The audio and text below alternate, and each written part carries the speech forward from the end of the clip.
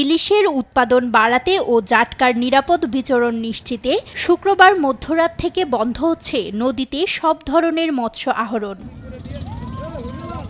অভয়াশ্রম বাস্তবায়নে সচেতনতা সভা, জেলেদের ২ মাস ঋণের কিস্তি বন্ধসহ সকল প্রস্তুতি সম্পন্ন করেছে জেলা টাস্কফোর্স।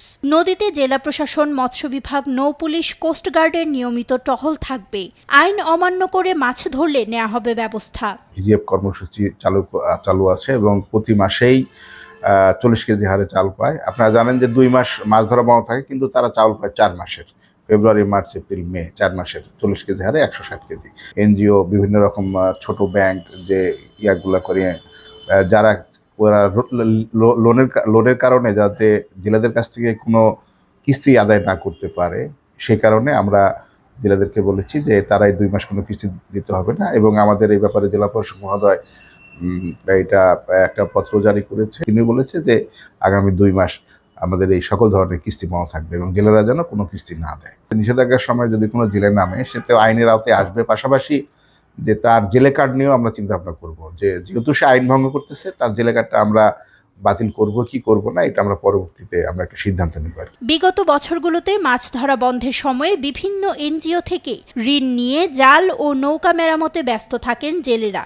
এবার সামনে রমজান মাস হওয়ায় সংসার চালানো নিয়ে চিন্তার ভাঁজ চাঁদপুরের জেলেদের কপালে।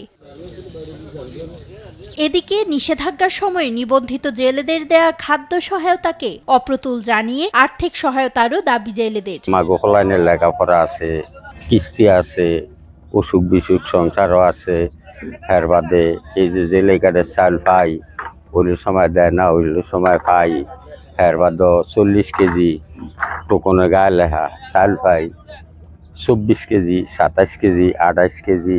কোন জুলুম ঠেলাল যেহেতু গরম টরম সাপ দেয়, 30-32 কেজি পায়, পুরো 40 কেজি চাল আমার ঘরে দেয় না।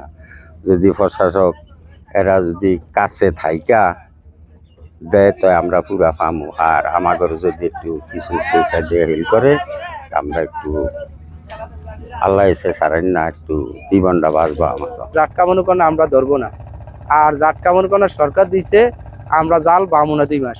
যে সহযোগিতা চাইল টাইল দেয় এটা নিয়মিত পাইলে জেলেরা মনে না কিছু নগদ সহযোগিতা পাইলে আরো উৎসাহী মনে করেন না কিছুটা অর্ধ আরো ভালো হইব। কিস্তির ঝামেলা আছে, সাররা করে তালা সবাই তো আর কিস্তি চালাইতে পারবো না, এটা যে আমার করে কোনো একটা ব্যবস্থা করে।